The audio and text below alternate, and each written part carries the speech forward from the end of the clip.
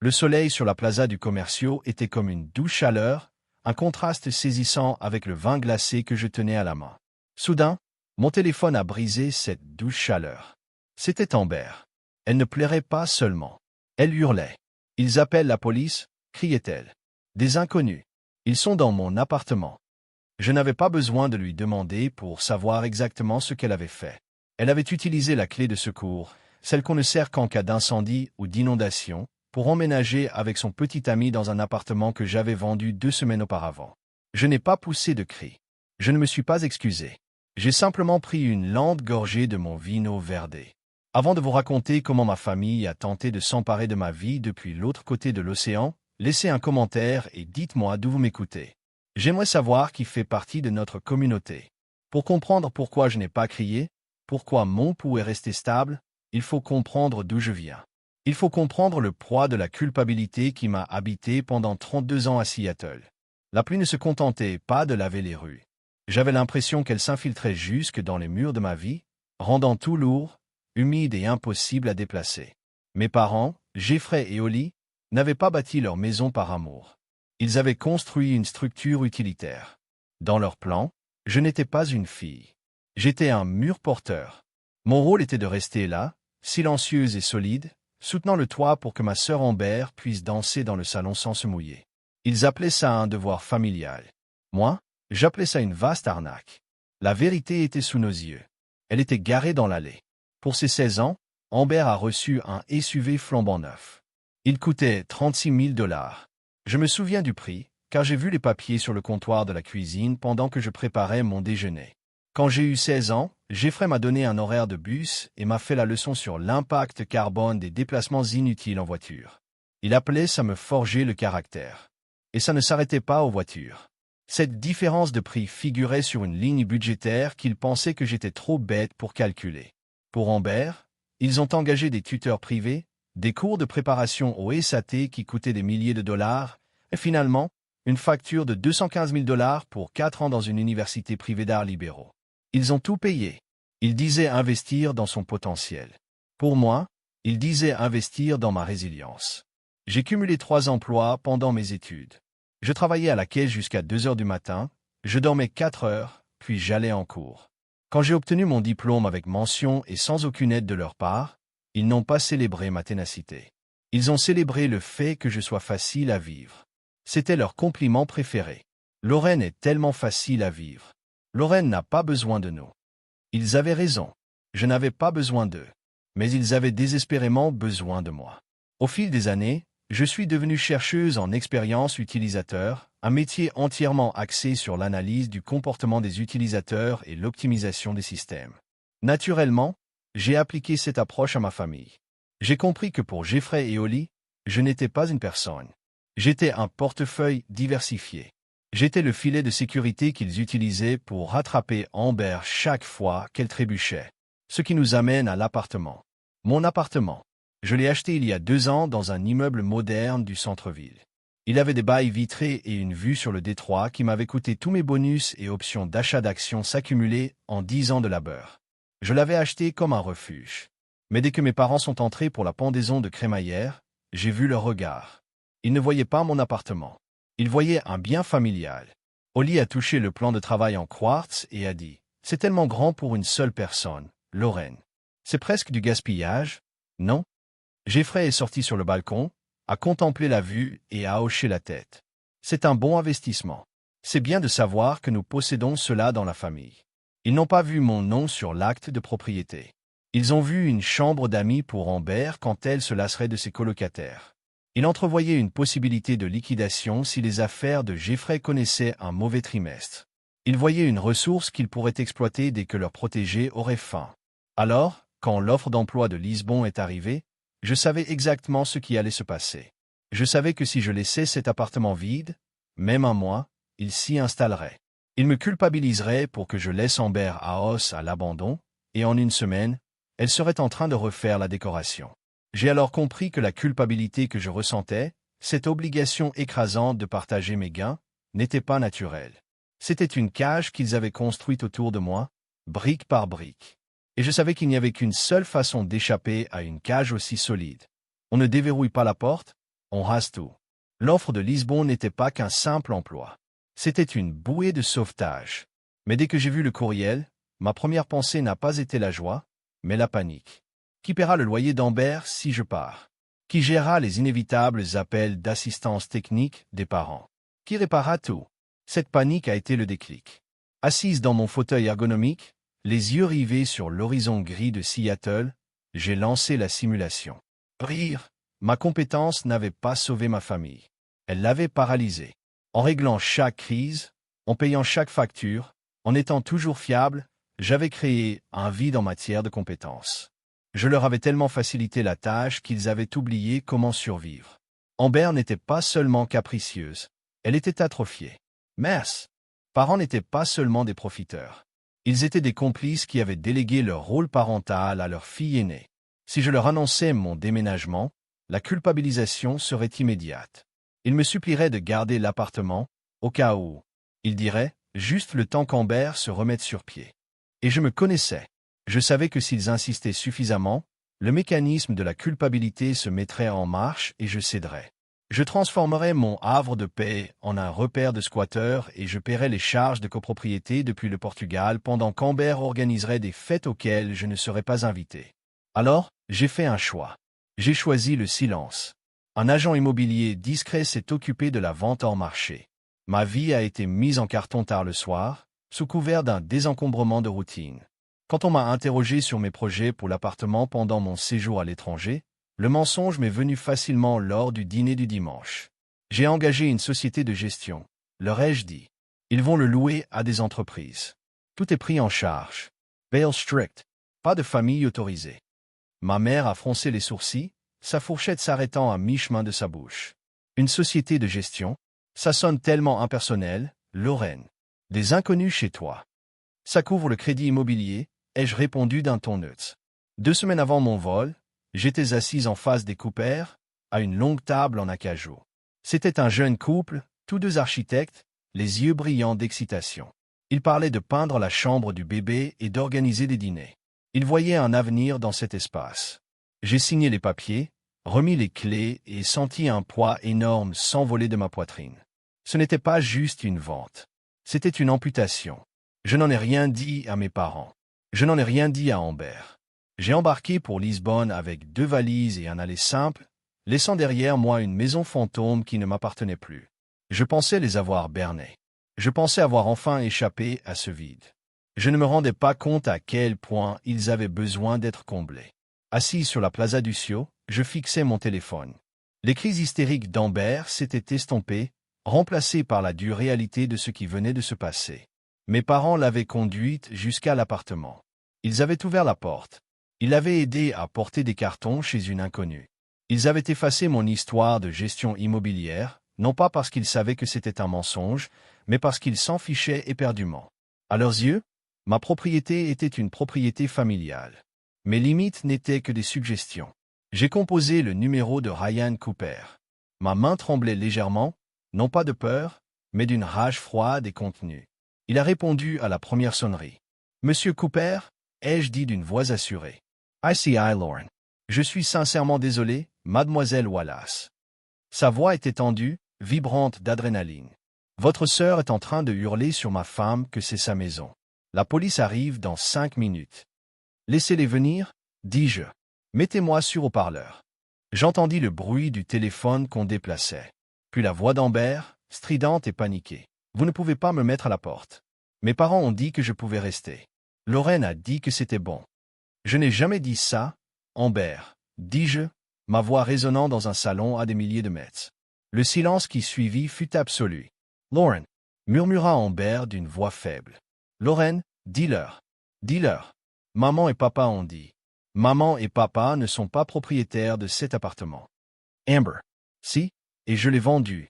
Vous êtes en infraction. » J'entendis un halètement, puis le son des sirènes qui approchaient au loin. « Monsieur Cooper, poursuivis-je.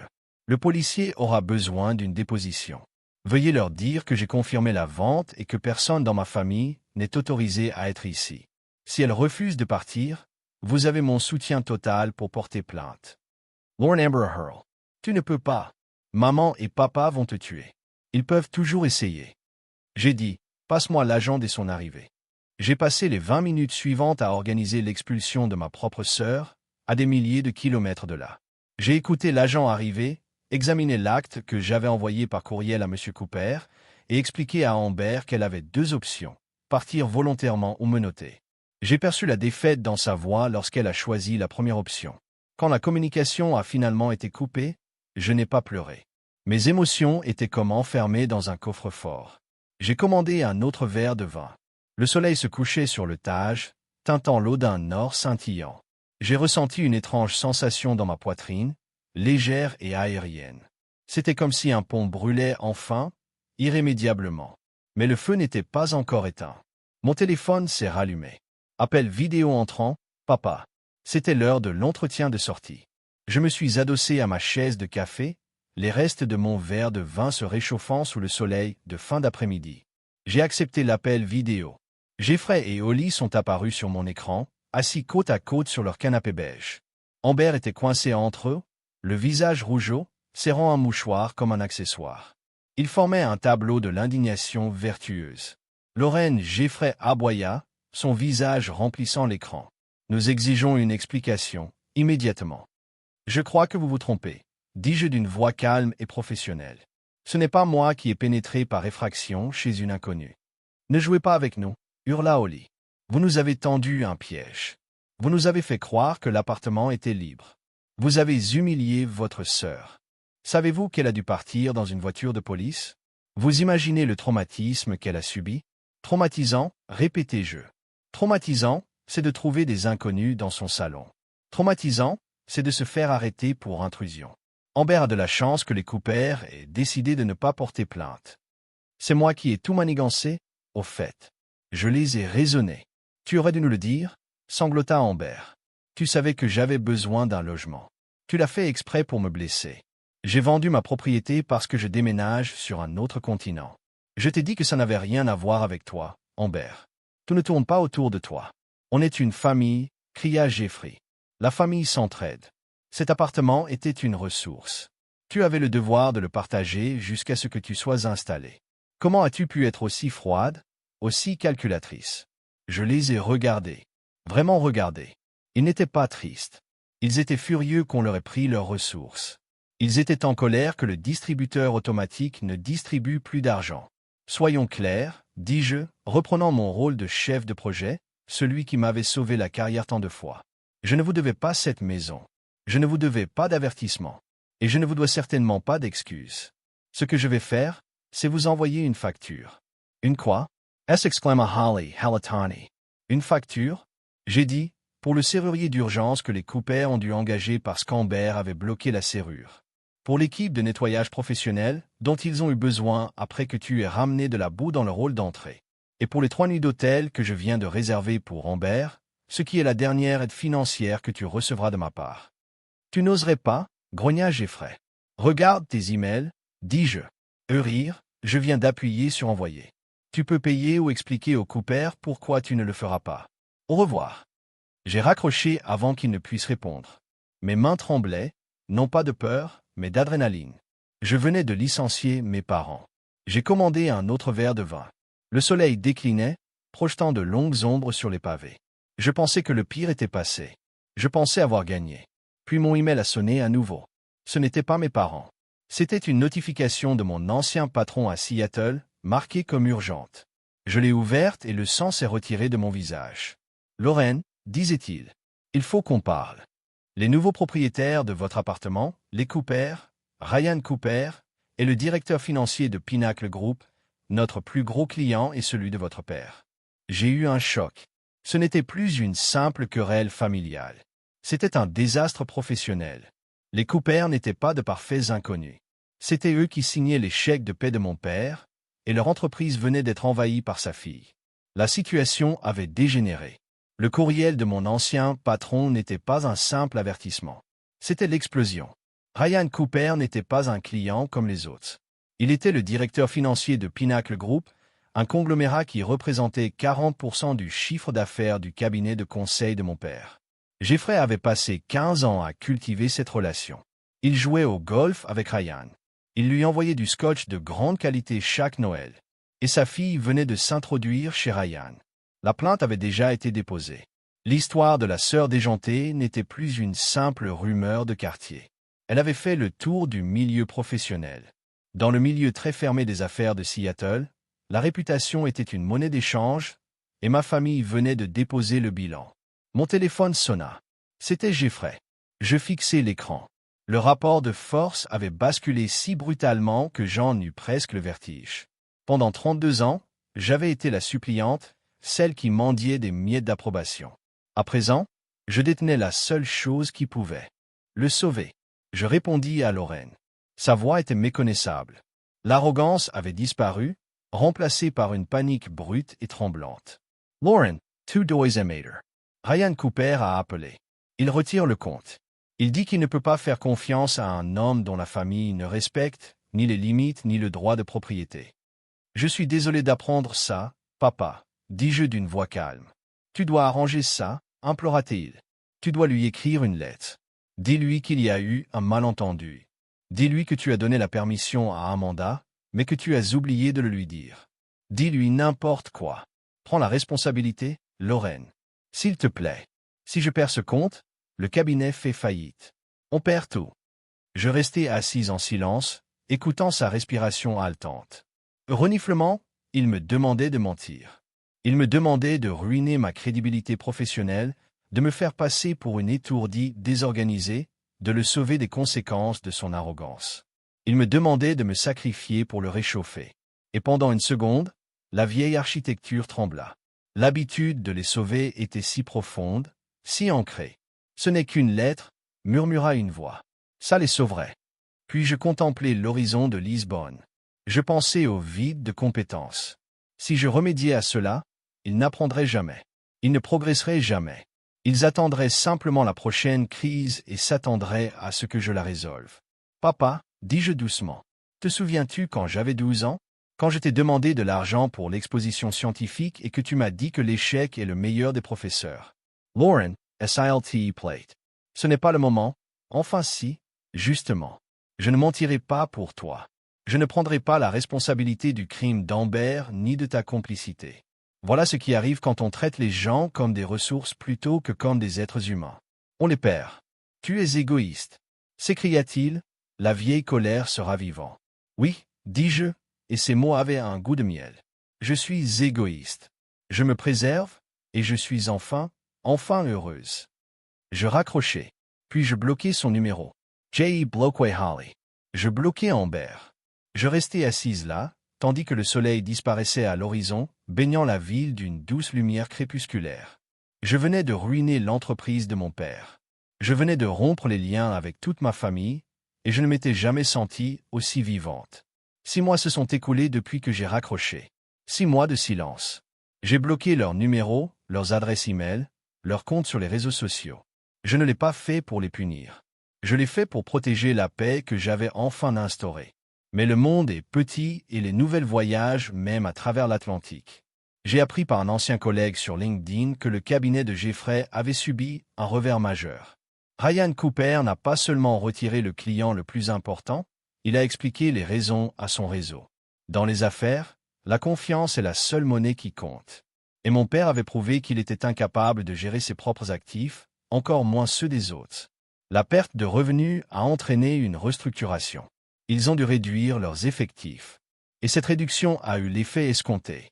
Les finances familiales étant épuisées, la subvention pour Amber a finalement cessé. Il n'avait plus les moyens de payer son loyer.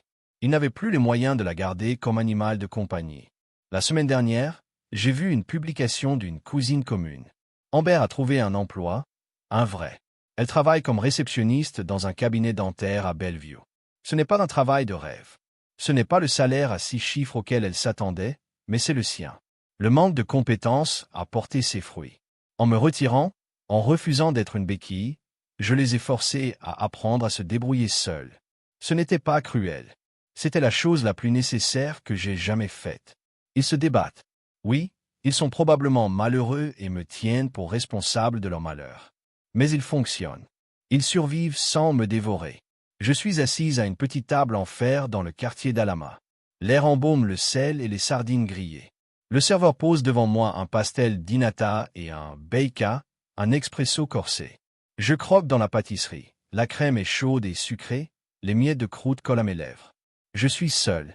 Je n'ai aucun contact d'urgence enregistré dans mon téléphone. Aucune fête de famille n'est inscrite à mon agenda. Personne ne m'appelle pour réparer son imprimante ou payer son loyer. Pendant 32 ans, j'ai cru que cette solitude serait une punition. Un échec.